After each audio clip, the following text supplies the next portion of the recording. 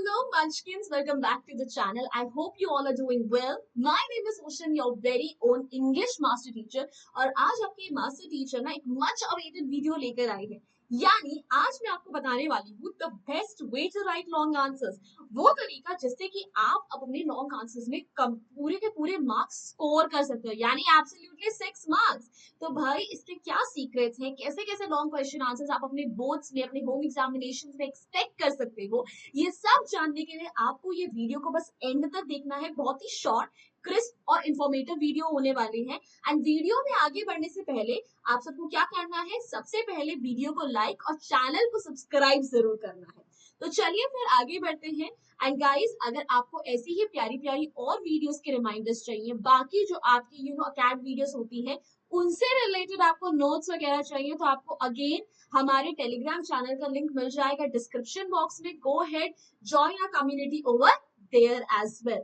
And if you would like to reach out to me personally, this is my Instagram handle. Feel free to ping me over there as well. And भाई बच्चा party, अब भाई हम करेंगे काम की बात। नो बकवास, ओनली काम की बात, ठीक है। तो भाई सबसे पहले आपको मैं बता दूं कि ये जो लॉन्ग क्वेश्चन आंसर्स है, ठीक है, इनका वेटेज क्या रहता है, कितने क्वेश्चंस आपसे पूछे जाते हैं।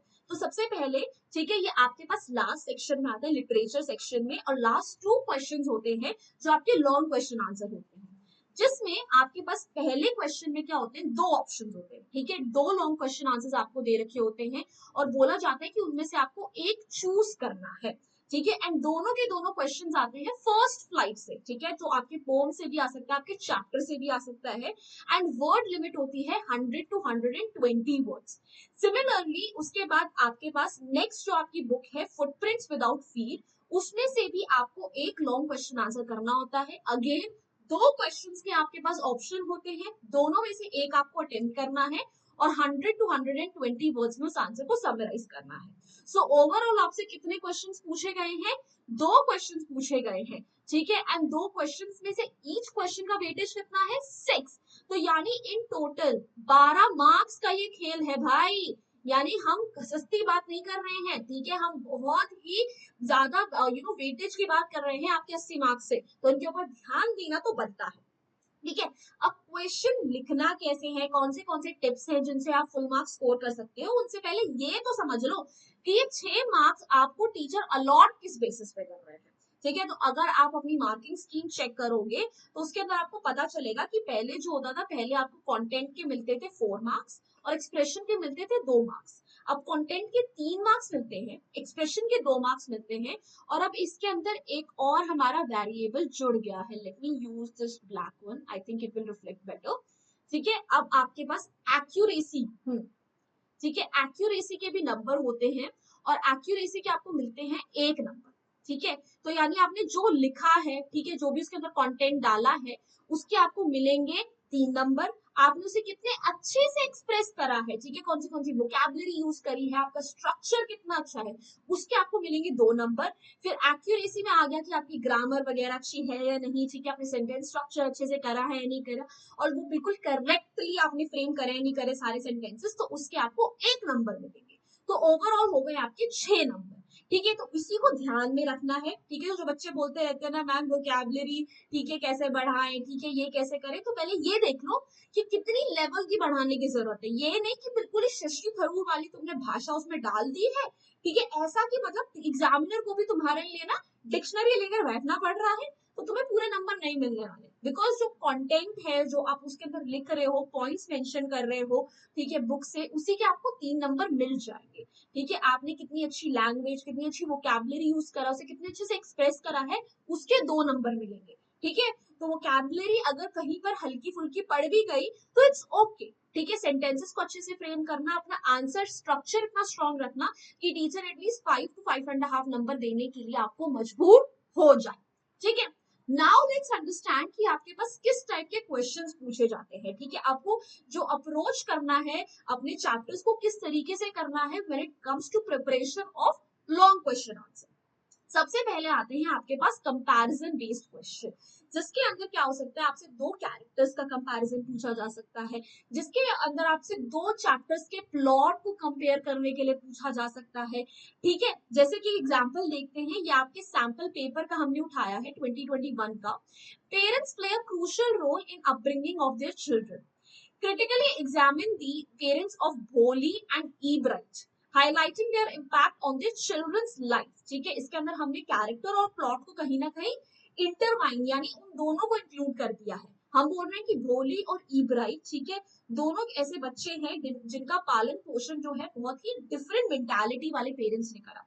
और पेरेंट्स का एक बहुत ही क्रूशियल, बहुत ही इंपॉर्टेंट रोल होता है अपने बच्चों को बड़ा करने में। ठीक है, तो उनकी अपब्रिंगिंग का भोली पर क्या असर पड़ा, इब्राहिम पर क्या असर पड़ा, ये सब कुछ आपको बताना है। ठीक है, और उनके पेरेंट्स को मद्देनजर रखते हुए बताना, तो यानी उनके पेरेंट्स के कैरेक्टरिस्टिक्स भी आपको बताने हैं।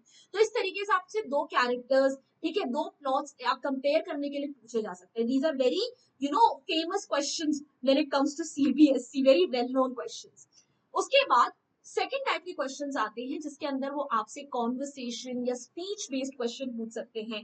Now, I haven't seen them as often as other types of, long question answer. However, ऐसे क्वेश्चंस पूछे जाते हैं, इग्नोर नहीं करना है।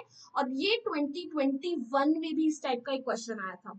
ठीक है, जहां पे क्या हो सकता है कि आपको कोई भी क्वेश्चन दे दिया, कोई भी चैप्टर इंक्लूड कर दिया, चैप्टर के कोई दो चैप्टर के कैरेक्टर्स दे दिए, बोले इनके बीच में कॉन्वर्सेशन बताओ कैसी होगी, या उस चैप्टर की थीम को ध्यान में रखते हुए डायरी एंट्री लिख कर दिखाओ, उसके ऊपर कोई स्पीच प्रिपेयर करो जो आपको अपने स्कूल में देनी है। इस टाइप के क्वेश्चंस भी आ सकते हैं। So let's have a look at this question.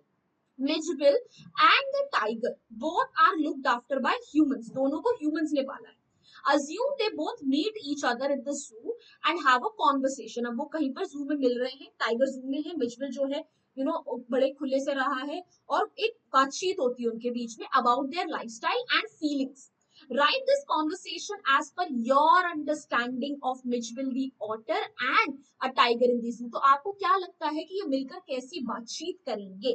ठीक है, so these kind of questions can also be asked। अब मैं आपको कभी सजेस्ट नहीं करूंगी कि आप ऐसे टाइप के क्वेश्चंस में जाओ, बिकॉज इसके अंदर ज्यादा इनोवेशन लगती है, इसके अंदर आपकी वोकैबुलरी में, इसके अंदर आपकी ग्रामर में मिस्टेक होने के ज्यादा चांसेस हैं। ठीक है, बिकॉज आपको कहीं ना कहीं खुद ही का अंडरस्टैंडिंग यूज करना है of the chapter, which sometimes can be difficult for a lot of children. And ऐसा नहीं होता है कि आपके पास जो दोनों ऑप्शन है वो इसी टाइप के आए। So if you receive a question like this in your paper, try to avoid it. ठीक है, देखो एग्जाम्स हमेशा हार्ड वर्क के बारे में नहीं होते, कई बार स्मार्ट वर्क के बारे में भी होते हैं। तो आप smart opt for the easy option. Hard question opt करके उसके अंदर 4 नंबर लाए हो, अगर इजी क्वेश्चन ऑप्ट करके उसके अंदर 5 नंबर ला सकते हो, तो क्यों नहीं go for the easy option. ठीक है, please try to avoid these kind of questions. फिर एक थर्ड टाइप आता है वैल्यू बेस्ड क्वेश्चंस। ये होते हैं सबसे ज्यादा पूछे जाने वाले क्वेश्चंस। ठीक है, यानी आपके जो क्वेश्चन पेपर है उसके अंदर आप एक से दो क्वेश्चंस को आप वैल्यू बेस्ड ही मान लो। उसके अंदर क्या होगा, ठीक है, आपको किसी कैरेक्टर स्केच को बताना हो सकता है, आपसे किसी चैप्टर के थीम से रिलेटेड क्वेश्चन पूछे जा सकते हैं, उसमें से आपने कौन सी वैल्यूज, ठीक है, आप क्या क्या चीजें समझे, क्या क्या वैल्यूज अपनी लाइफ में अडॉप्ट कर सकते हो। ठीक है, तो ये सारे क्वेश्चन आते हैं। नाउ ये सीबीएसई 2014 का क्वेश्चन है। Describe the value of freedom for the human beings and how it is important for the growth of civilisation and humanism as described in the lesson Nelson Mandela long walk for freedom. ठीक है, तो इस chapter में freedom की खुलकर बातचीत करी गई है। तो आपको वैल्यू ऑफ फ्रीडम बतानी है, ठीक है, कि ह्यूमन बीइंग्स के लिए फ्रीडम की क्या वैल्यू है, ठीक है, और वो सिविलाइजेशन और ह्यूमैनिटी के ग्रोथ के लिए कितने इंपॉर्टेंट है। तो किसी ना किसी वैल्यू को कोरिलेट कर देंगे, या किसी चैप्टर से, किसी कैरेक्टर से, and then you have to write an answer based on it. I think out of all the kinds of questions these are the easiest ones. तो अगर आपको ऐसे टाइप का क्वेश्चन दिखता है, डेफिनेटली गो फॉर इट। ठीक है, इनको ऑप्ट करना सबसे ज्यादा आसान होता है। ठीक है, अब ये तो रहे different kinds of questions that you can get. Now let's talk about the tips. ठीक है, आप इन क्वेश्चंस को कैसे एस कर सकते हो, क्या वो चीजें हैं जिनको करके आप इन क्वेश्चंस में फुल नंबर ला सकते हो। ठीक है बच्चों, I hope you are enjoying this video. मजा आ रहा है वीडियो में ना, तो वीडियो को लाइक कर दो, चैनल को सब्सक्राइब कर दो, क्योंकि अब हम डिस्कस करने वाले वो रामबाण, ठीक है, जो कि आपको अपने इंग्लिश एग्जाम में फुल आंसर्स में फुल मार्क्स स्कोर करने में हेल्प करने वाली। ठीक है, So let's start with the tip number 1. Answer all the parts of the question. ठीक है, आपके पास यूजुअली जो क्वेश्चंस आते हैं, लॉन्ग क्वेश्चन आंसर्स आते हैं, उनके अंदर 2 से 3 पार्ट्स तो देखे ही गए हैं डेफिनेटली, एटलीस्ट 2 तो होते हैं most of the times, 90% of the times. बच्चे क्या करते हैं, इन क्वेश्चंस को एंड में अटेम्प्ट करते हैं और अपना टाइम मैनेज वेल नहीं करते हैं, तो इन क्वेश्चंस के लिए इनके पास बहुत कम टाइम बचता है, तो कई बार बच्चे उनमें से एक आधा पार्ट जो है भूल जाते हैं।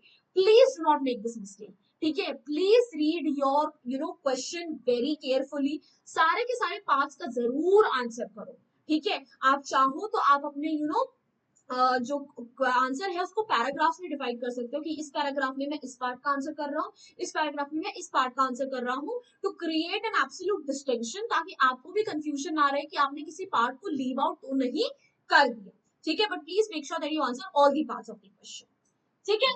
Tip number 2, include your opinion or thoughts. Now this is something that most of the students don't do, ठीक है। उन्हें लगता है कि अगर लॉन्ग क्वेश्चन आंसर आया मतलब हमें चैप्टर की समरी शेप देनी है, आप चैप्टर को 100 से 120 वर्ड्स में समराइज करो, से लिख दो। नहीं, ये नहीं करना है, ठीक है। आपको चैप्टर के वो पॉइंट्स मेंशन करने हैं जो कि उस क्वेश्चन से रिलेट करते हैं।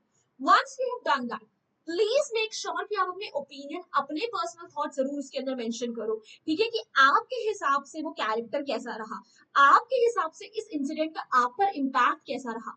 इससे एक्चुअली एग्जामिनर को पता चलेगा कि आपने चैप्टर को रटा नहीं है, सिर्फ पढ़ा नहीं है, एक्चुअली उसे समझा है, and it will create a very good impact on your teachers. And trust me, अगर आप ऐसा करोगे तो आपको पक्का इसमें फुल मार्क्स मिल सकते हैं, बिकॉज टीचर को दिखेगा that you have expressed your answer very beautifully, ठीक है। और उसका जो सब्जेक्ट का मोटिव है कि आपकी इमेजिनेशन को विंग्स दे, वो एक्चुअली हो रहा है, ठीक है। So make sure that you do include your opinion slash thoughts when writing long question answers. Tip number 3, underline the important points, ठीक है। बच्चा, आप सबको पता है जब बोर्ड के एग्जामिनर्स जो है कॉपीज चेक करने बैठते हैं तो उनके पास एक दिन में हजारों, ठीक है, एट टाइम्स लाखों कॉपियां चेक करने के लिए भी हो सकती है। मे भी मैंने बहुत ज्यादा बोल दिया, एग्जैजरेट कर दिया, बट हजारों तो डेफिनेटली होती ही होती है, ठीक है, जहां पे हर चैप्टर, हर कॉपी के लिए उनके पास लिमिटेड टाइम होता है। तो कई बार हो सकता है कि टीचर जो है ऐसे पॉइंट्स को मिस आउट कर दे, इंपॉर्टेंट पॉइंट्स को जिनके लिए आपको अच्छे नंबर मिलने चाहिए।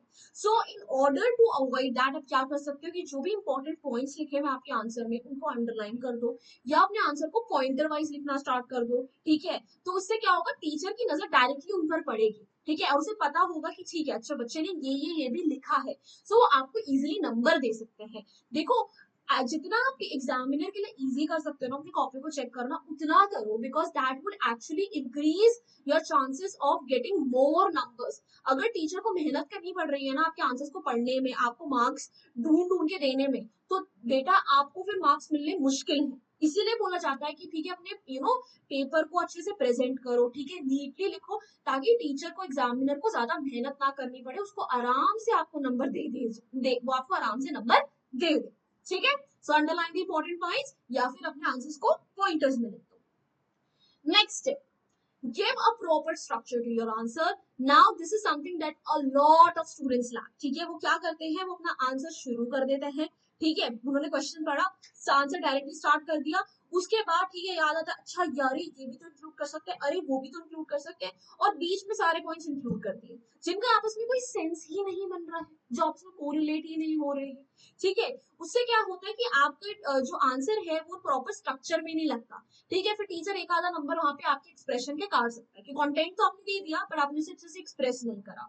So in order to avoid that, ठीक है, आपको क्या करना है, अपने क्वेश्चन को केयरफुली पढ़ना है, ठीक है। उसके बाद डिसाइड करो किस पार्ट को आप पहले आंसर करोगे, किस पार्ट को आप बाद में आंसर करोगे, आप अपने क्वेश्चन की स्टार्टिंग कैसे करोगे, फिर उसके अंदर कौन से पॉइंटर्स लिखोगे, उन्हें बाकी के पॉइंट से कैसे कोरिलेट करोगे, और फिर एंडिंग करो, ताकि एक ऐसा लगे कि आपके एक्चुअली आंसर में एक स्ट्रक्चर है, उसकी प्रॉपर बिगिनिंग मिडिल एंड है। ये ना लगे कि मतलब कहीं से भी कुछ भी उठा के आपने लिख दिया जो जो आपको याद आता रहा, ठीक है। तो please please do make sure that your answers have a proper structure, beginning middle and end, alright, ठीक है। Moving on to next, make the opening and closing lines impactful, ठीक है, मैं इस चीज को इतनी बार रिपीट कर चुकी हूँ ना, and I really really do mean it, ठीक है, कि अगर आपके आंसर्स की अच्छी ओपनिंग है, अच्छी क्लोजिंग है, तो एग्जामिनर्स आपको एक्स्ट्रा नंबर्स देंगे। 6 में से 8 नंबर नहीं देंगे, बट अगर उनको 6 में से 4 नंबर देने का मन है तो आपको एटलीस्ट 5 तो जरूर देकर जाएंगे। ठीक है, क्योंकि आप उससे पता चलेगा एग्जामिनर को कि आपके अंदर एक्चुअली वोकैबुलरी है, आपको आंसर्स फ्रेम करने, आपको सेंटेंसेस फ्रेम करने आते हैं। ठीक है, अगर आपसे क्वेश्चन बोला गया है, ठीक है, कि do you agree with this and this thing mentioned in the chapter, उनसे यस आई एब्सोल्युटली अग्री। ठीक है, आप उसकी एक महिमा, एक उसकी भूमिका बना सकते हो। ठीक है, कि the chapter does mention that it does throws light on this point, it highlights this value in this chapter. And as for my personal opinion, I really align with these notions. ठीक है, instead of saying that I agree with this, you can say that I align with these notions, I align with these thoughts. ठीक है, तो थोड़ा सा different लगता है।